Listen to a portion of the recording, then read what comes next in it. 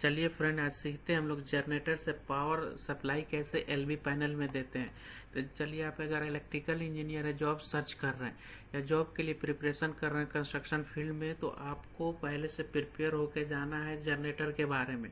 Generator से question आपको interviewer 100% करेगा। तो इसके लिए पहले से प्रिपेयर होके जाना है जनरेटर के बारे में। जनरेटर को हम लोग कैसे सप्लाई देते हैं, जनरेटर के थ्रू हम लोग कैसे सप्लाई देते हैं एलवी पैनल में।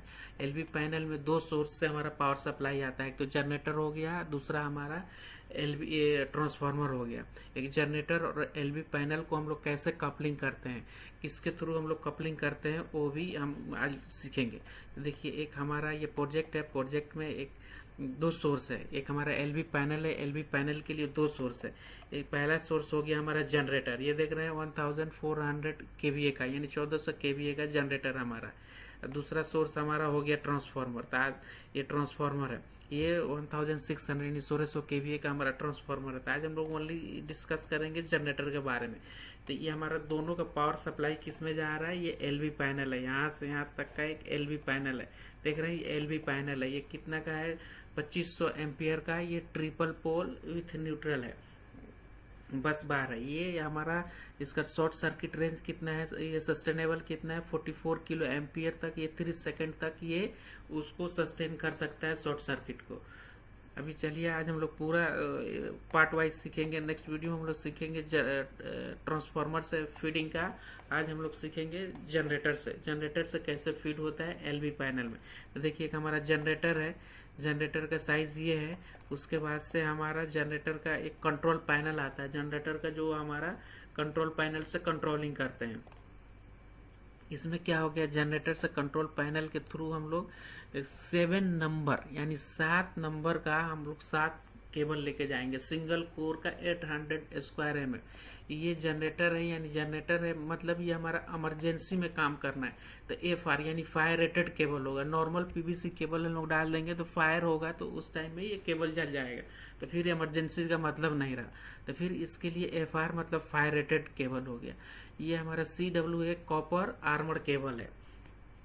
S रहेगा तो स्टील रहेगा, यहाँ पे S लिखा रहेगा तो हमारा स्टील होगा। C मतलब कॉपर हमारा, W मतलब आर्मर, A मतलब कॉपर आर्मर है।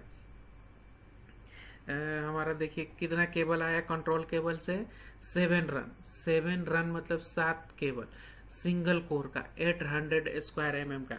ये किस में जाएगा, हमारा सीधे चला जाएगा हमारा एलवी पैनल के एलवी पैनल के ब्रेकर में।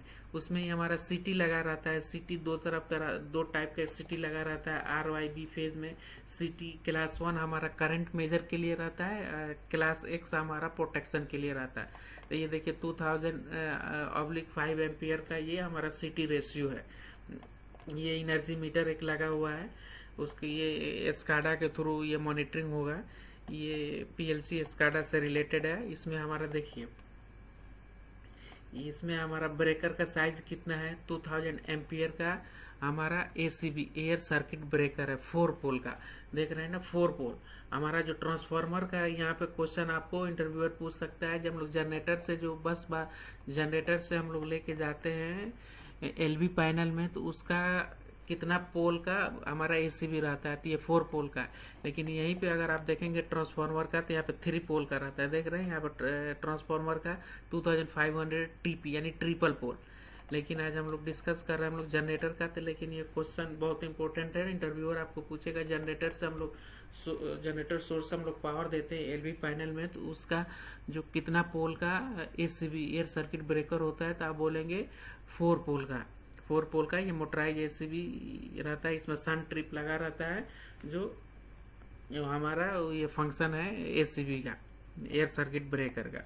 उसके बाद से ये हमारा RYB हमारा फेज इंडिकेशन है, जो कोई फेज तो फेलियर नहीं है। ये अमीटर है जो हमारा करंट को मेजर करेगा, जो R में कितना लोड कनेक्टेड है, Y में कितना लोड कनेक्टेड है, B में कितना लोड कनेक्टेड है। उसके बाद से सीधे हमारा ये सर्किट में आ गया, ये R हो गया, ये Y हो गया, ये B हो गया। देख रहे हैं, ये R सर्किट, ये Y सर्किट, ये B सर्किट। ये तीनों सर्किट हमारा ये एलवी पैनल है। ये हमारा एलवी पैनल का ये रेड, ये पूरा कवर एलवी पैनल है।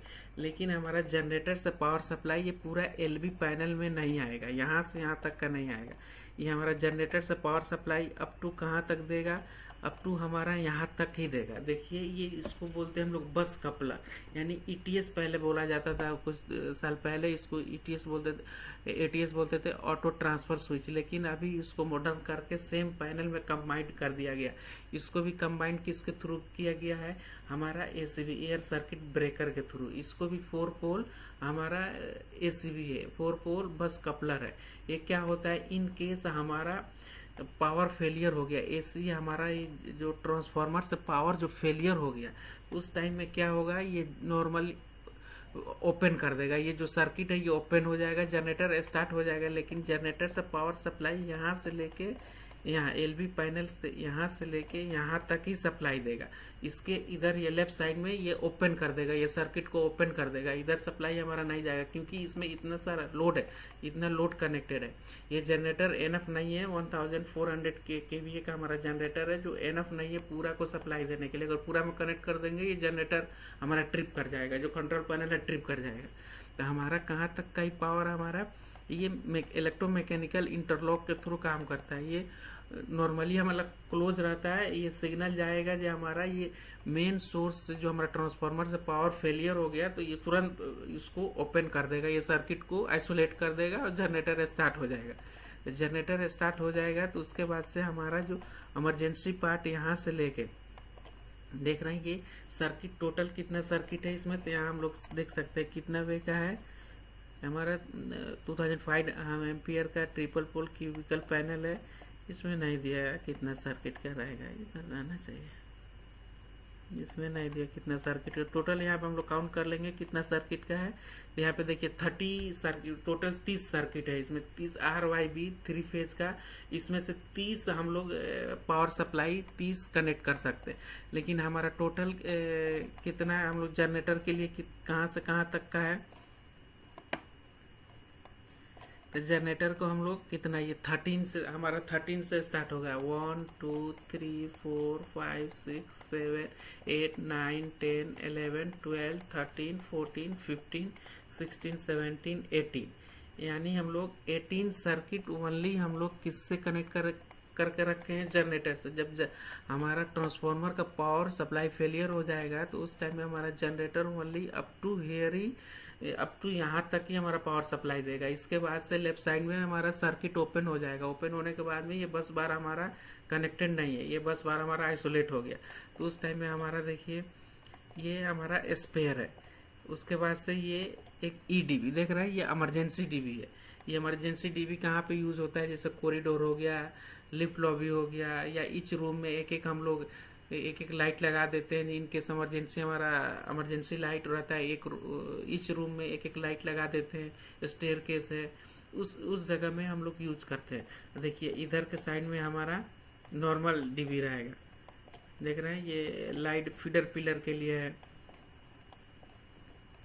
ये नॉर्मल डीबी है, देख रहे हैं, ये नॉर्मल डीबी है। लेकिन आज हम लोग अभी सीख रहे हैं हम लोग किसके लिए, जनरेटर के लिए, जनरेटर के लिए। तो देख रहे हैं ये ईडीबी ईडीबी ईडीबी ईडीबी, यानी पूरा हमारा जनरेटर से। ईडीबी मतलब इमरजेंसी डीबी, इमरजेंसी डीबी मतलब कहाँ से फीड होगा, जनरेटर से।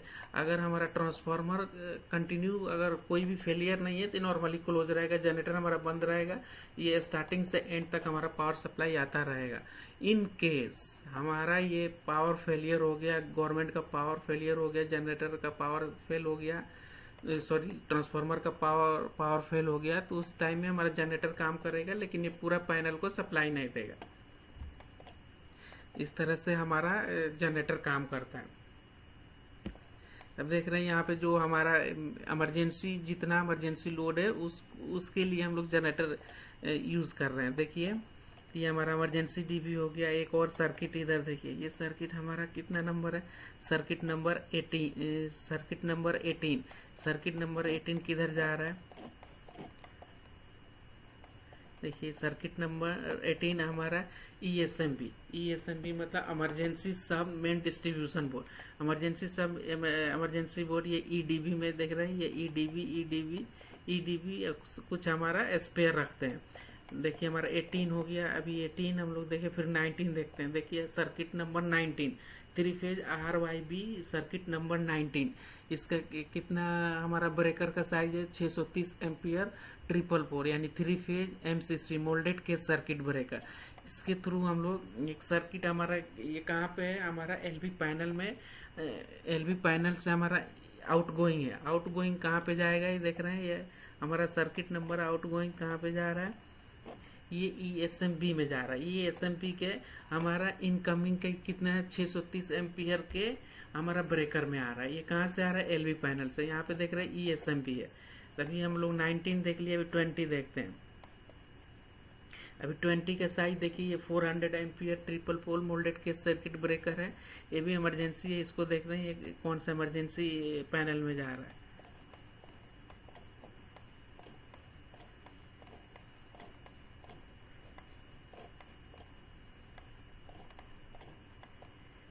देखिए ये IT लोड में जा रहा है, ये IT लोड देख रहे हैं। IT लोड मतलब यहाँ पे हमारा रैक सब रहेगा, रैक में जा रहा है।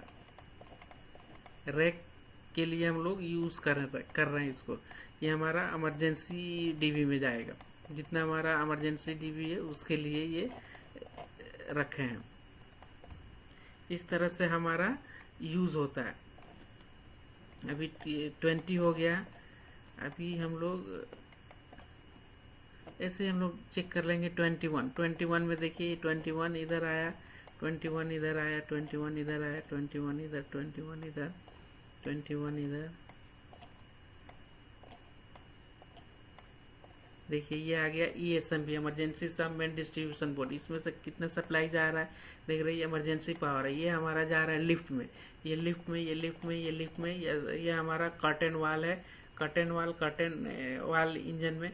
जहाँ पे हमारा इमरजेंसी है, जनरेटर के साइड से ओनली हमारा कहाँ पे पावर सप्लाई फीड होता है, जहाँ पे इमरजेंसी है। लिफ्ट हो गया, कॉरिडोर हो गया, जहाँ जहाँ पे हमारा इमरजेंसी है, इमरजेंसी एरिया में ही फीड करते हैं। इन केस हमारा ट्रांसफार्मर से पावर सप्लाई फेलियर हो गया, गवर्नमेंट का पावर फेलियर हो गया, तो उस टाइम से हम लोग जनरेटर का पावर यूज करते हैं, लेकिन ओनली इमरजेंसी लोड के लिए।